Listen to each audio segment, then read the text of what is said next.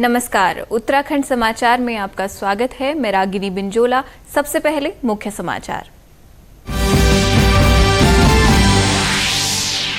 खाद्य मंत्री रेखा आर्य ने की केंद्र व राज्य पोषित योजनाओं और कार्यक्रमों की समीक्षा। मुफ्त गैस रिफिलिंग के लिए विभाग द्वारा बजट जारी न होने पर जताई नाराजगी।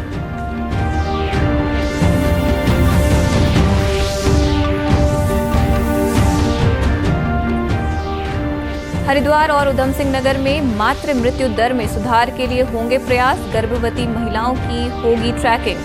शिक्षा से वंचित दिव्यांग बच्चों का होगा सर्वेक्षण।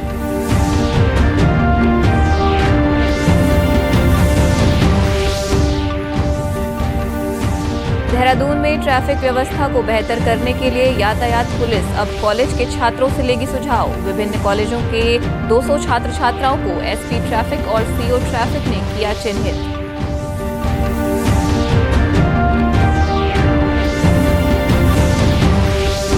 मौसम साफ होते ही चारधाम यात्रा ने दोबारा पकड़ी गति। बद्रीनाथ धाम में उमड़ने लगे श्रद्धालु। व्यवसायियों के चेहरे खिले।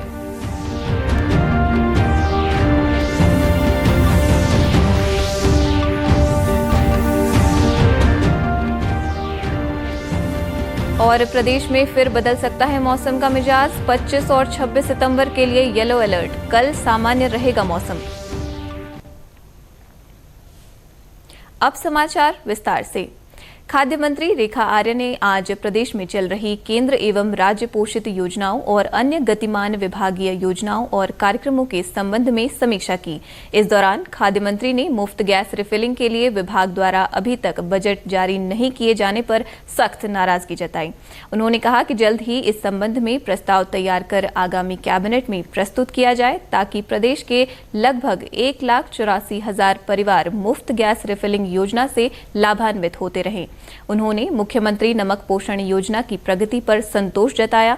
मंत्री ने भारत सरकार की डोर स्टेप डिलीवरी योजना की समीक्षा करते हुए कहा कि मैदानी जनपदों में लगभग 99% डोर स्टेप डिलीवरी योजना का कार्य निरंतर रूप से संचालित हो रहा है, जबकि पिथौरागढ़ को छोड़कर अन्य पहाड़ी जनपदों में डोर स्टेप डिलीवरी योजना का कार्य लगभग पूर्ण हो चुका है।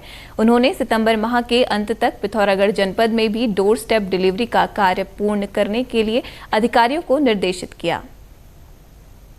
अंतर्गत जितनी हमारी, चाहे हमारे PHS कार्ड धारक है, चाहे हमारे अंत्योदय कार्ड धारक है, चाहे हमारे राज्य खाद्य योजना के कार्ड धारक हैं, उनको PDS सिस्टम से दिए जा रहे हैं, चाहे वो गेहूँ हो, चावल हो, चीनी हो, या मुफ्त गैस रिफिल के अंतर्गत उनको गैस प्रोवाइड करना हो, उन सब की आज जो है समीक्षा की गई है। और जिसमें चूँकि अभी अंत्योदय परिवारों को जो मुफ्त गैस रिफिल किया जाने के लिए जो संबंधित बजट उसमें जारी किया जाना था, वो अभी तक जारी नहीं किया गया है।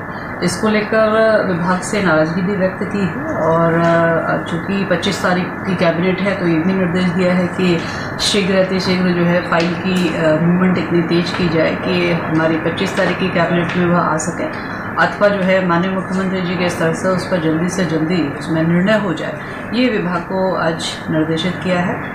जिससे कि हमारे लगभग 1,84,000 परिवार जो है उससे प्रभावित होते हैं, तो कहीं भी वो इस योजना से वंचित न रह जाए, इसकी विशेष चिंता की जाए। ये आज विभाग के अधिकारी को निर्देशित किया है। इसके साथ ही मुख्यमंत्री नमक पोषण योजना हमारे यहाँ से संचालित है, उसका भी फीडबैक लिया गया है, तो उसका फीडबैक बहुत अच्छा है। और नमक को लेकर निश्चित रूप से हमारे अंत्योदय और हमारे प्राथमिक परिवार के जो कार्ड धारक हैं वो इसका बहुत बेहतरीन लाभ ले रहे हैं। और इसका बहुत, चूँकि नमक जो है पूरी तरीके से पोषण युक्त नमक है, तो उसका लाभ जो है और उसकी जो दरें हैं, दोनों तरफ से जो है बहुत अच्छी रेस्पॉन्डिंग यहाँ पर देखने को मिली है। इसके साथ ही भारत सरकार की डोर स्टेप डिलीवरी हर जगह पर होवे, इसको लेके भी भारत सरकार लगातार जो है मॉनिटरिंग करता है। तो हमारे लगभग जो मैदानी जनपद है, वहाँ पर डोर स्टेप डिलीवरी लगभग 99% अपनी पूर्णता की ओर है। मुख्य सचिव राधा रतूड़ी ने हरिद्वार और उधम सिंह नगर जिलों में मातृ मृत्यु दर में सुधार के लिए विशेष प्रयास करने के निर्देश दिए हैं। मुख्य सचिव आज देहरादून में सतत विकास लक्ष्य यानी SDG इंडेक्स 2023-24 के तहत नियोजन विभाग के साथ समीक्षा बैठक ले रही थी। उन्होंने स्वास्थ्य विभाग को मिशन मोड में कार्य करते हुए प्रदेश भर में गर्भवती महिलाओं की ट्रैकिंग, ANC एनीमिया की स्थिति पर गैर सरकारी स्वास्थ्य संगठनों के साथ कार्य करते हुए जल्द एक एक्शन प्लान बनाने के निर्देश दिए हैं। उन्होंने उत्तराखंड में मातृ मृत्यु दर में सुधार के लिए स्वास्थ्य विभाग को 104 के माध्यम से ANM द्वारा गर्भवती महिलाओं की ANC प्रसव पूर्व देखभाल के लिए की जाने वाली विजिट की ट्रैकिंग के निर्देश दिए हैं।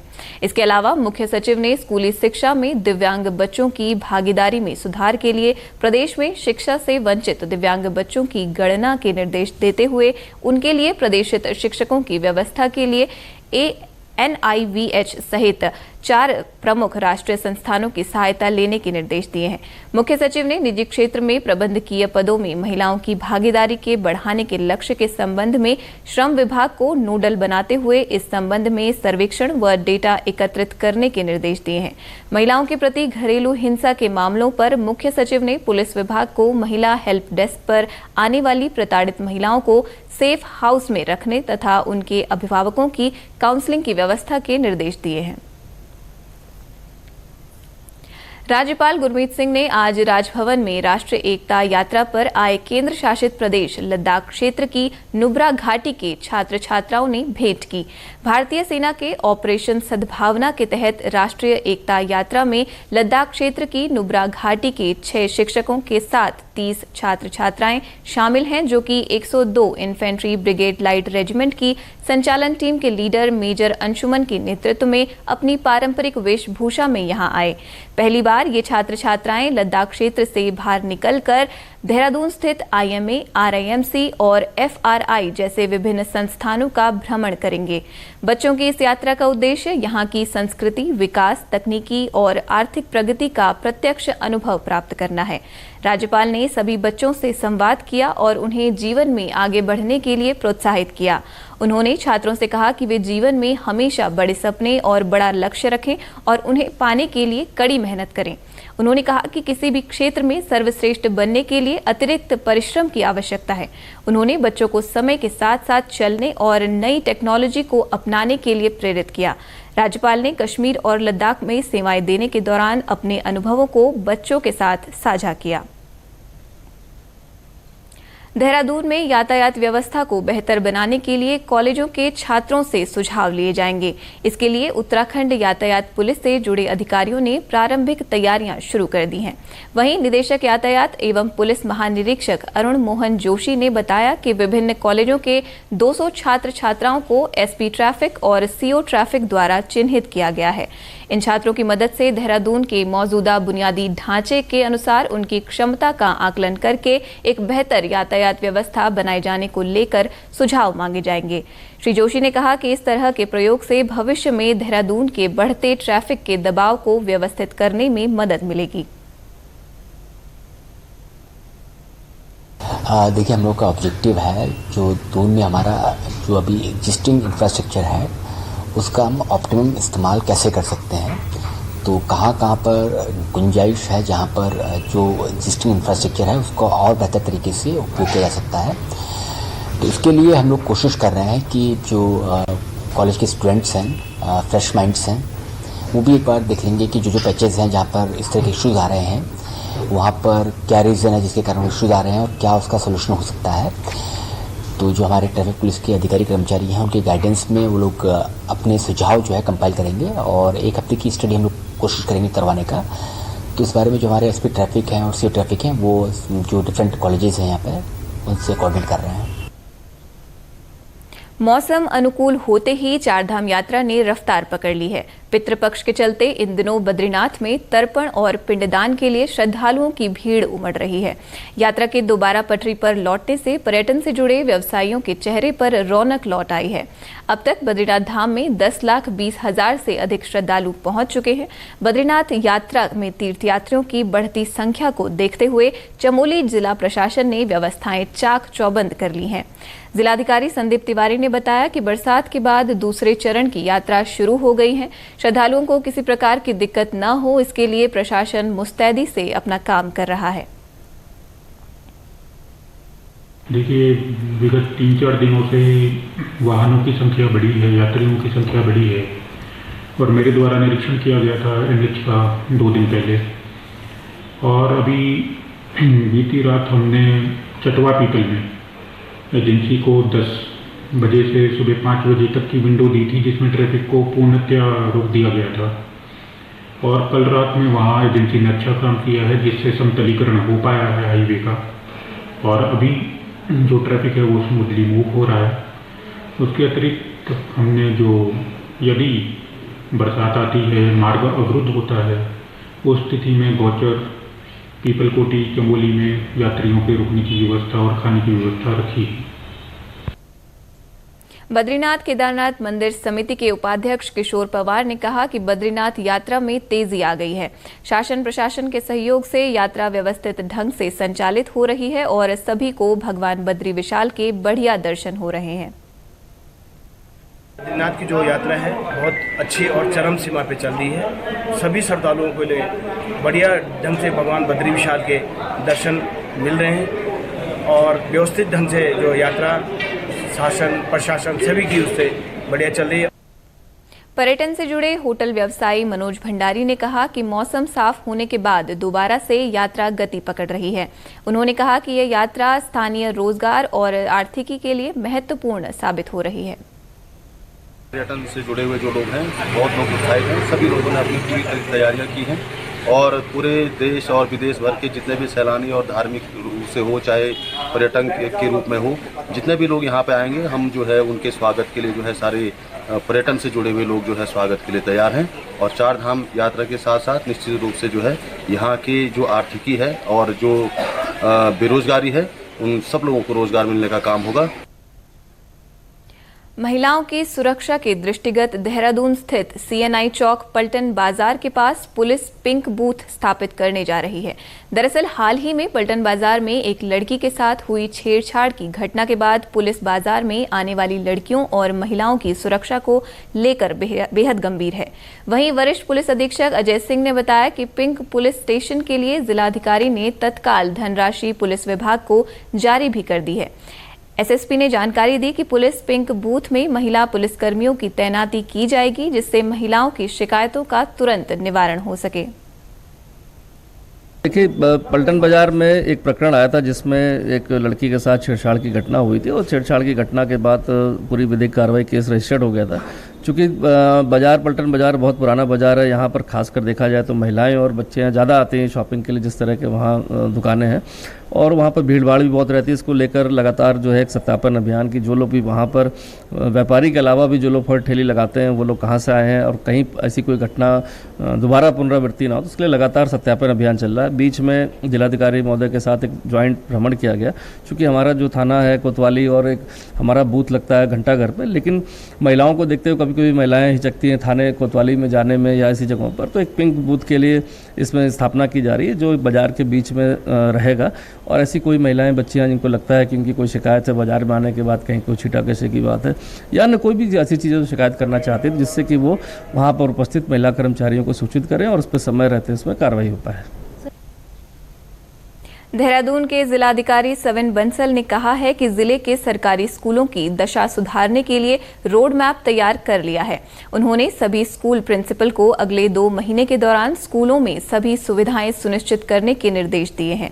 जिलाधिकारी ने कहा कि 2 महीने में स्कूलों में स्वच्छ पेयजल और शौचालय की सुविधा, वर्चुअल क्लास के लिए डिजिटल स्क्रीन, बच्चों को खेलने के लिए मैदान आदि सुविधाएं उपलब्ध करानी होंगी। इसके अलावा बच्चों को पौष्टिक भोजन उपलब्ध कराया जाएगा। जिलाधिकारी ने कहा कि 2 महीने होने के बाद ब्लॉक शिक्षा अधिकारी स्कूलों में जाकर देखेंगे और सभी कार्य हो चुके हैं या नहीं इसको प्रमाणित करेंगे। रोड मैप 2 महीने का है, जिसमें स्कूल्स को आधुनिक बनाने की जो लक्ष्य हैं वो शिक्षा विभाग को दिए गए हैं। वो चाहे वाइट बोर्ड्स हों, समुचित प्रकाश व्यवस्था हो क्लास में, उनका एम्बियंस कलरफुल करना हो, बच्चों के लिए फर्नीचर हो, प्लेग्राउंड एक्टिविटी हो, एटलीस्ट 1 आउटडोर एक्टिविटी हो, या टॉयलेट्स हों, उनकी किचन हो, डिजिटल स्क्रीन्स हों। सो इसमें रोड मैप ऑलरेडी हमारा रेडी हो गया है, वो प्रसारित भी कर दिया जाएगा। यहाँ रुकेंगे एक छोटे से ब्रेक के लिए, आप बने रहिए हमारे साथ।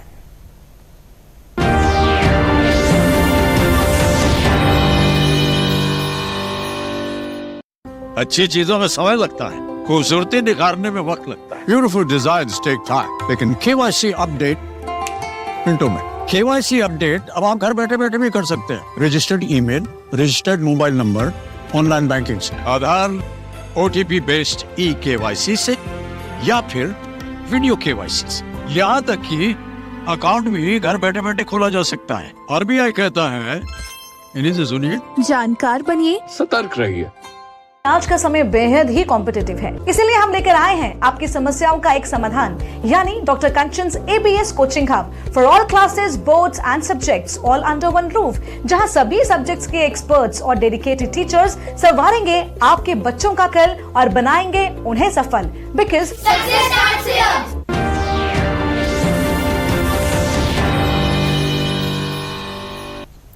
ब्रेक के बाद एक बार फिर आपका स्वागत है। खाद्य संरक्षा एवं औषधि नियंत्रक विभाग प्रदेश भर में घी और मक्खन में मिलावट पर अंकुश लगाने के लिए व्यापक अभियान चलाएगा। यह अभियान मंडल के उपायुक्त और जनपदीय अभिहित अधिकारी के नेतृत्व में संचालित किया जाएगा। यह अभियान स्वास्थ्य सचिव और खाद्य आयुक्त डॉक्टर R राजेश कुमार के निर्देश पर चलाया जा रहा है। उन्होंने कहा कि राज्य में मिलावटी घी और मक्खन बेचने वालों के खिलाफ सख्त कार्रवाई की जाएगी। खाद्य विभाग के अपर आयुक्त ताजवर जग्गी ने कहा कि प्रदेश में विक्रय किए जा रहे घी और मक्खन में मिलावट के प्रकरण बढ़ रहे हैं। जांच के लिए संग्रहित किए गए घी और मक्खन के कई नमूनों में मिलावट की शिकायतें मिली हैं।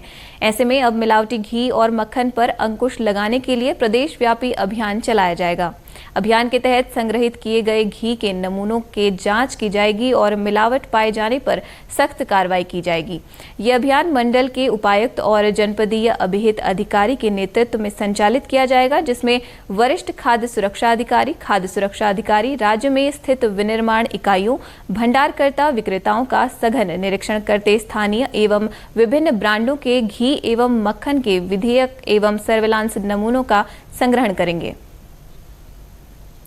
मॉनसून के कारण पिछले लगभग 3 महीने बाद बंद पड़ा राफ्टिंग का व्यवसाय अब फिर से गुलजार होने लगा है। ऋषिकेश में आज से राफ्टिंग का संचालन सैलानियों के लिए शुरू कर दिया गया है, जिससे यहां आने वाले पर्यटकों में खुशी की लहर देखने को मिल रही है। हालांकि गंगा नदी के जलस्तर को देखते हुए अभी राफ्टिंग केवल ब्रह्मपुरी पॉइंट से ही शुरू की गई है। उम्मीद है कि कुछ समय बाद जब गंगा नदी का जलस्तर कम हो जाएगा, तब अन्य क्षेत्र जैसे शिवपुरी, कोडियाला आदि जगहों से भी राफ्ट संचालन का कार्य शुरू किया जाएगा। फिलहाल ब्रह्मपुरी से लेकर खारा स्रोत तक कुल 9 किलोमीटर में राफ्टिंग करवाई जा रही है। इस दौरान साहसिक खेल अधिकारी जसपाल चौहान ने बताया कि राफ्टिंग के लिए सभी राफ्ट संचालकों को नियम, कायदे और मानकों का पालन करने की हिदायत दी गई है। मानसून सीजन में राफ्टिंग गतिविधियां यहाँ पे रोक दी जाती हैं।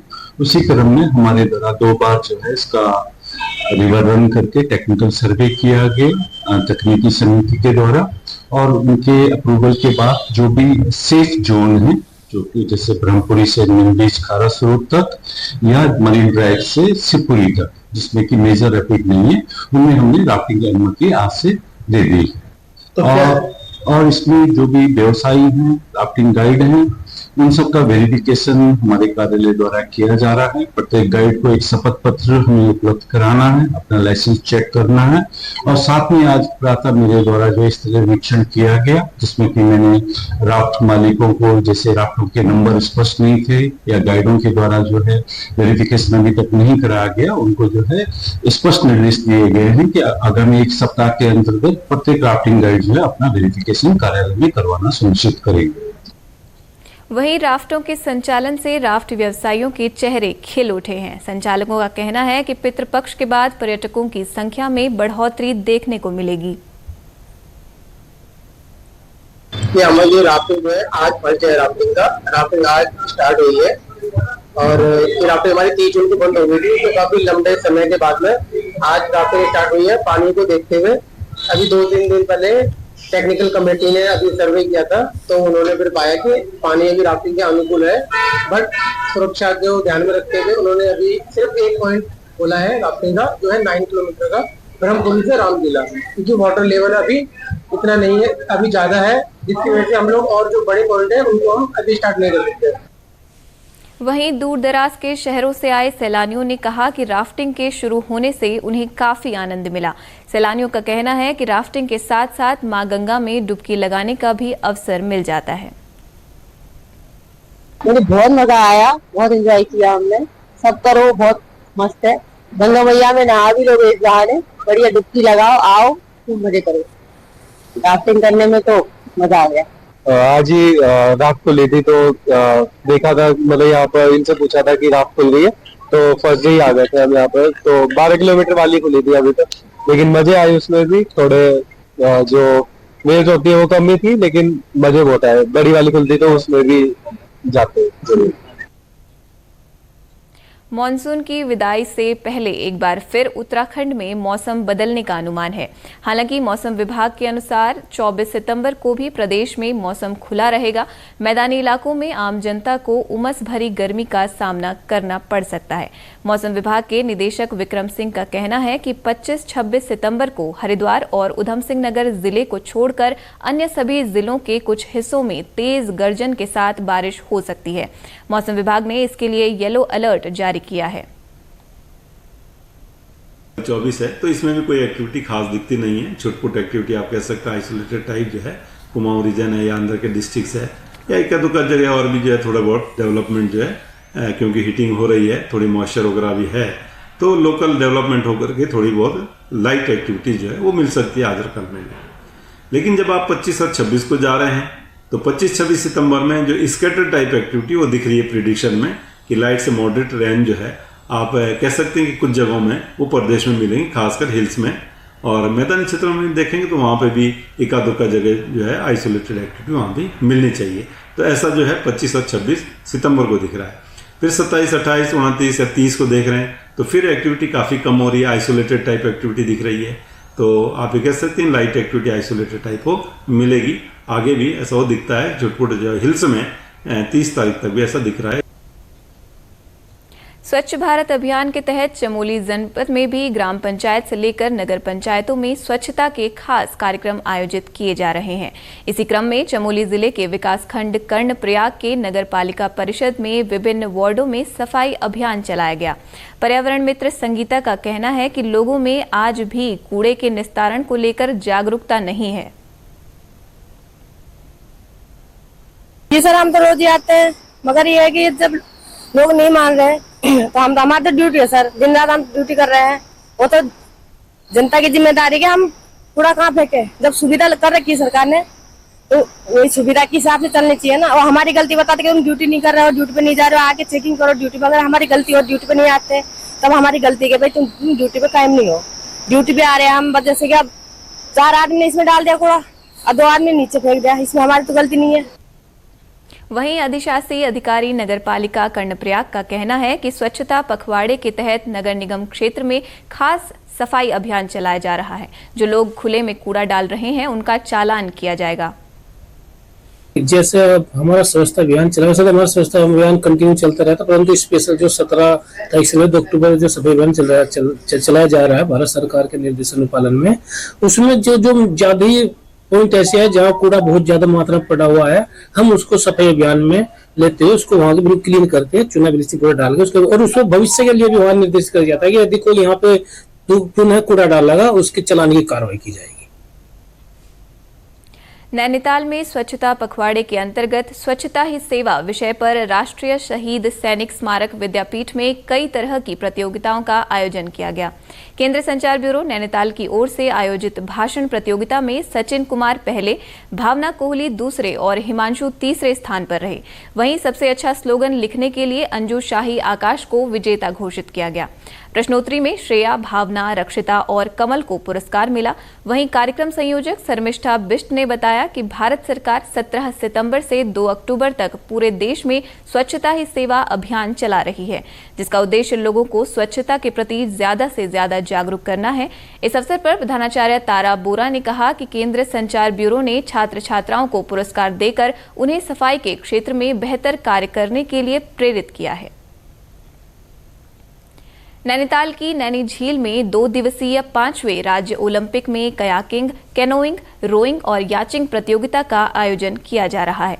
प्रतियोगिता में उत्तराखंड के नैनीताल, हरिद्वार, टिहरी, देहरादून, पौड़ी, रुद्रप्रयाग, उधम सिंह नगर सहित कुल 9 जिलों के 100 से ज्यादा खिलाड़ी प्रतिभाग कर रहे हैं। इस प्रतियोगिता में महिला और पुरुषों के लिए अलग अलग वर्गों में खेल आयोजित किए गए।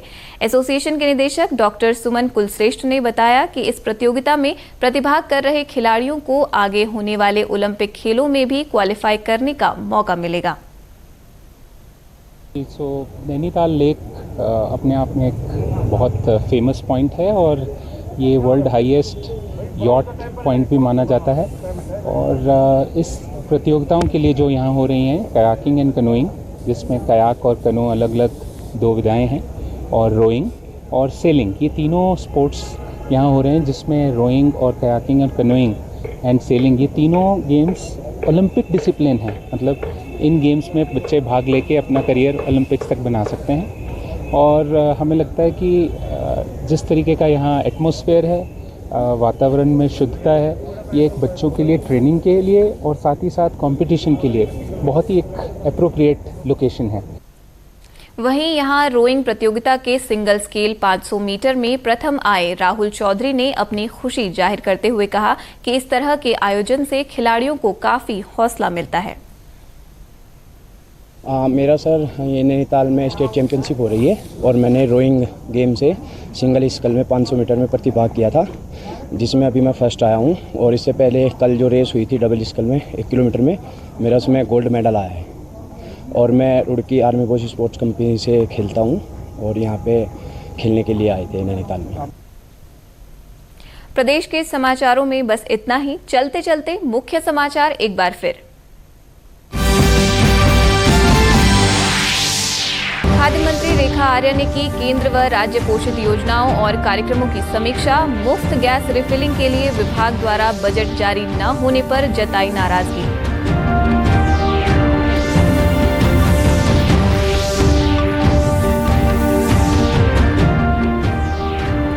हरिद्वार और उधम सिंह नगर में मातृ मृत्यु दर में सुधार के लिए होंगे प्रयास। गर्भवती महिलाओं की होगी ट्रैकिंग।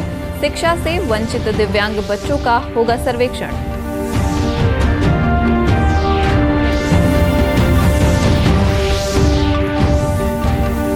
देहरादून में ट्रैफिक व्यवस्था को बेहतर करने के लिए यातायात पुलिस अब कॉलेज के छात्रों से लेगी सुझाव। विभिन्न कॉलेजों के 200 छात्र छात्राओं को एसपी ट्रैफिक और सीओ ट्रैफिक ने किया चिन्हित।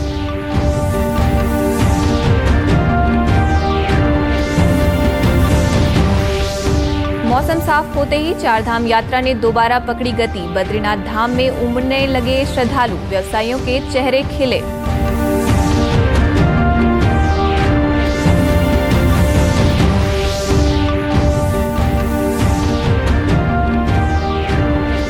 और प्रदेश में फिर बदल सकता है मौसम का मिजाज। 25 और 26 सितंबर के लिए येलो अलर्ट। कल सामान्य रहेगा मौसम। प्रदेश से जुड़ी अपडेट्स के लिए आप हमसे सोशल मीडिया के माध्यम से भी जुड़ सकते हैं। हमारा एक्स हैंडल है DDNews_देहरादून। हमारा फेसबुक पेज है DD News उत्तराखंड। हमारे YouTube channel DD News Uttarakhand को आप सब्सक्राइब करें और हमारे Instagram page DD News Uttarakhand को भी फॉलो करें। खबरों में फिलहाल इतना ही। लेते हैं आपसे इजाजत। नमस्कार।